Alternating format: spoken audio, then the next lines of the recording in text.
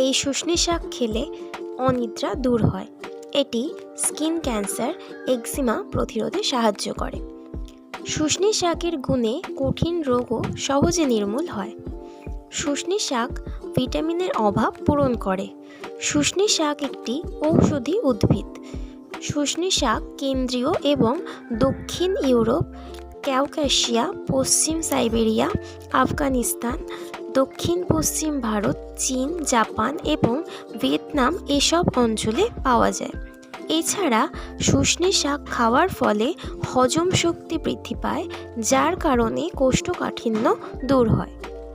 শ্বাসকষ্ট বা হাঁফানি রোগ হলে শুষ্নী পাতা সেদ্ধ করে সেই কাত নিয়মিত কয়েকদিন সেবন করলে উপকার পাওয়া যাবে। নিয়মিত এই শাক খেলে ত্বকের উজ্জ্বলতা বৃদ্ধি পাবে এবং চুলের গোড়া মজবুত করবে।